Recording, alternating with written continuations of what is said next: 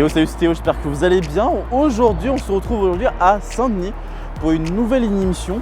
On va parler un peu différemment de notre émission de polémique. Et oui, il y a quand même pas mal d'actualités qui sont tombées récemment sur les Jeux Olympiques.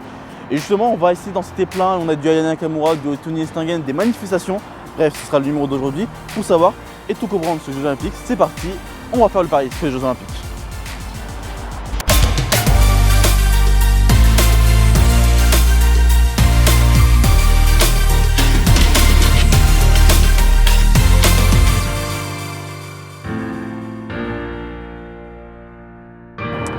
Bienvenue dans Paris 10 Jeux, j'espère que vous allez bien, en tout cas moi c'est nickel.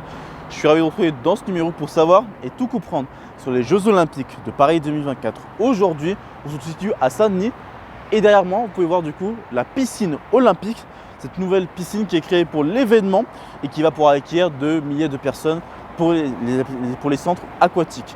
Aujourd'hui, on va parler de polémique et il y en a énormément de plans. Ça fait longtemps que je vous ai pas fait un peu une sorte de fact-check, des fausses informations et justement, pour une des informations qui ont pas mal été critiquées, c'était celle d'Ayana Nakamura qui aurait planifié en effet de chanter du Édith Piaf. Malheureusement, vous connaissez les réseaux sociaux, plein de haine et des propos racistes. C'est ce qu'on va voir aujourd'hui dans ce premier reportage. Bon, retraçons l'histoire de cette polémique. Ayana Nakamura est l'une des figures du R&B en France et à l'étranger. Elle a sorti l'an passé son 4e album, DNK. Elle a été sacrée artiste féminine aux victoires de la musique 2024. Le 29 février, le journal L'Express révèle que la chanteuse va participer à la cérémonie d'ouverture des Jeux Olympiques le 26 juillet en annonçant vouloir chanter du Édith Piaf. Sauf qu'on parle quand même d'une hypothèse qui n'a rien d'officiel, car rien n'a été annoncé ni par la chanteuse, ni par les organisateurs des Jeux, ni par l'Elysée. L'extrême en a profité pour surfer sur cette info et a littéralement balancé de nombreux propos racistes envers la chanteuse. Forcément, Ayana Nakamura s'est exprimé sur cette affaire le 10 mars et à destination des commentaires haineux qui lui parviennent depuis la sortie de l'extrême droite et remercie également sa commu 2 jours plus tard pour le soutien. L'avocat de la chanteuse Karim Sebia a dénoncé le mercredi 13 mars sur RMC une polémique infâme et une provocation à la discrimination. De nombreux messages de soutien ont été envoyés à la chanteuse, que ce soit certains membres du gouvernement, des responsables politiques ou encore des linguistes. On rajoute une couche à cette polémique avec le président LR du Sénat, Gérard Larcher, qui se désolidarise des déclarations de soutien des membres du gouvernement envers la chanteuse en écorchant au passage l'expression en Kachana utilisée par la chanteuse dans son tube Jaja. Pour finir, le pôle national de lutte contre la haine en ligne ouvre une enquête après la réception d'un signalement de la LICRA dénonçant des publications à caractère raciste au préjudice d'Ayana Nakamura. Nous sommes ici à Front Populaire, juste devant la station du métro. Nous avons ici le bâtiment de Paris des Jeux de 2024, donc le conseil d'administration des équipes qui organisent les Jeux Olympiques et Paralympiques de 2024 à Paris. Et justement ici on va essayer de voir Tony Estanguet pour comprendre son salaire qui actuellement est un salaire à 270 000 € annuels et qui malheureusement le parquet national a saisi la demande pour un taux élevé. On va essayer de comprendre tout ça et comprendre un peu quelle est cette farfouille. Tony Estanguet est un peu dans la sauce. Oui, je te l'assure. En effet, le parquet national financier a ouvert une enquête début février sur la rémunération du président de l'association Paris 2024. Le pire dans cette histoire est que le comité d'organisation des Jeux Olympiques et Paralympiques fait déjà l'objet de 3 autres enquêtes financières distinctes, notamment pour des soupçons de favoritisme et détournement de fonds publics lors de l'attribution du marché.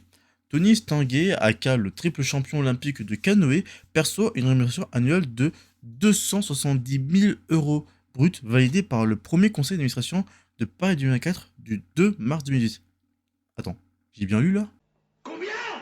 270 000 €. Oui, no fake.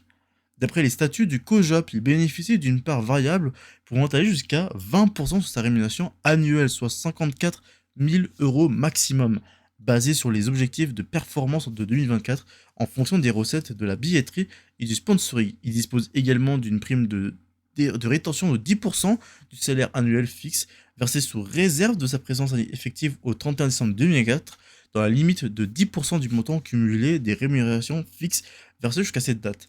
Parmi les avantages qui ont été accordés au patron de Paris 2004 et sa création en 2018, ces trajets Paris et Pau, lieu de sa résidence familiale, ils ont été réexaminés par le comité des rémunérations du COJOP qui a décidé en octobre 2019 de mettre un terme à la prise en charge de ses frais de déplacement considérés comme une disposition transitoire, alors que son salaire avait été fixé jusqu'en 2020 en vue d'une éventuelle réévaluation. Le conseil d'administration a décidé cette année-là de la maintenir au même niveau. Bon, on l'avait un peu dit dans le numéro 1 de tout ce qui était logement, il y avait des Airbnb, des hôtels, tout ça. Mais il y a un truc qu'il faut aussi savoir, c'est qu'ils vont aussi récupérer quand même des logements du cruise. Et ça, maintenant, ça fait quand même peu limite. C'est quand même plus de 2000 logements qui vont être récupérés. Donc quand même 2000 étudiants qui doivent être relogés durant l'événement.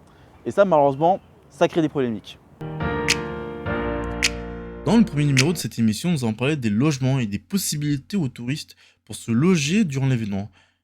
Puis bon, l'actualité date de décembre 2023, mais bon, nous sommes dans un numéro sur les polémiques liées aux Jeux Olympiques. Il fallait en parler. Et bah personne n'aurait pensé que le Conseil d'État toucherait au logement du Crous. Oui, la fameuse instance connue des jeunes qui permet à de nombreux étudiants de bénéficier de bourses pour les familles gagnant peu ainsi que des logements. Oui, vous voyez bien où je veux en venir. Le Conseil d'État a décidé de réquisitionner plus de 2000 logements étudiants pendant l'événement. Ça fait beaucoup là, non? Alors, faut savoir qu'en mai dernier, les étudiants franciliens avaient reçu par mail une demande de la part du Crous afin de quitter leur résidence étudiante au mois de juillet et août 2024.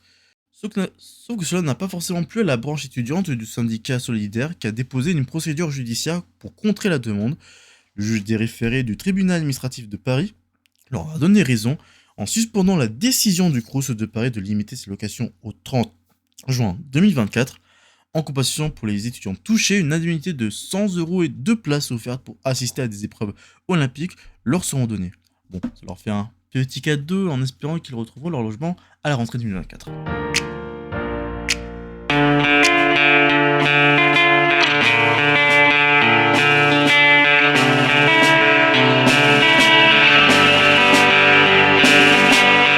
On va parler aujourd'hui d'une affiche qui a fait polémique, une affiche qui avait été dévoilée lundi au musée d'Orsay. Une affiche pour les Jeux Olympiques et les Paralympiques de Paris 2024. Et une affiche qui a malheureusement suscité pas mal de polémiques envers l'extrême droite et la droite qui dénoncent l'absence de drapeau français sur l'affiche et un remplacement d'un certain objet par une flèche. Des polémiques qui vont voire même un peu trop loin à certains moments. On va justement y comprendre pourquoi l'artiste a fait ce choix. Début du mois, lundi 4 mars, l'affiche officielle des Jeux Olympiques et Paralympiques de Paris 2024 a été dévoilée et c'est le dessinateur Ugo Gattino qui a imaginé cette fresque qui regorge de petits détails, sauf que ce n'est pas au goût pour les élus de droite et l'extrême droite. Tiens, encore eux. Le comité d'organisation se défend d'avoir voulu effacer la croix des invalides ou invisibiliser le drapeau français. Concernant la croix, le COJOP indique que dans le cadre de la conception de ces affiches présentées comme une interprétation artistique joyeuse, légère d'une ville-stade réinventée, l'artiste était libre de réinterpréter de nombreux éléments. Le résultat, c'est une représentation qui n'est ni exhaustive ni fidèle à la réalité. La vague de Tahiti est au large de la marina de Marseille, la tour Eiffel est rose, le métro passe sous l'Arc de Triomphe, sans que cela ne doive faire l'objet d'interprétations à visée politique. D'après Ugo Gattoni, qui a réagi à la polémique, il explique « À travers mon dessin des affiches officielles, je ne cherche pas à représenter les objets ou bâtiments de manière conforme. Je les évoque tels qu'ils m'apparaissent à l'esprit et sans arrière-pensée. Je ne cherche pas à ce qu'ils soient fidèles à l'original, mais plutôt qu'on puisse se figurer en un clin d'œil de quoi il s'agit, tout en projetant dans un univers surréaliste et festif. » Ainsi, lorsqu'il a représenté des monuments, le dessinateur s'en est tenu aux éléments marqueurs, sans forcément rentrer dans tous les détails de l'architecture, enchérir le comité. De plus, pour préciser par rapport à ce qui peut être marqué dans des articles de presse ou sur X, le comité organisateur de Paris 2024 ajoute que le CEO n'a rien imposé au dessinateur. La création des affiches est un exercice libre pour chaque comité d'organisation. Les seuls impératifs du cahier des charges du CEO, c'est la présence du logo de l'édition, le numéro de l'Olympiade ainsi que les dates des Jeux. En clair, d'après le comité, Ugo Gattoni aurait été libre de représenter une croix ou un drapeau. Et c'est comme ça qu'on se termine ce nouveau numéro. Nous allons parler sur les Jeux Olympiques. Merci d'avoir été là pour ce nouveau numéro. On est juste devant l'Adidas Arena qui a rouvert très récemment et qui pourra aussi accueillir aussi des spectateurs pour les JO. Comme d'hab, si tu as aimé cette vidéo, n'hésite pas bien sûr à liker la vidéo si tu as aimé ce contenu, à t'abonner à la chaîne pour suivre les autres contenus que nous postons et à partager la vidéo si tu as envie de nous faire connaître. Comme d'hab, l'info continue sur focus_ le média sur le compte Instagram et tout ça, ainsi que sur le site internet focus-lemedia.fr.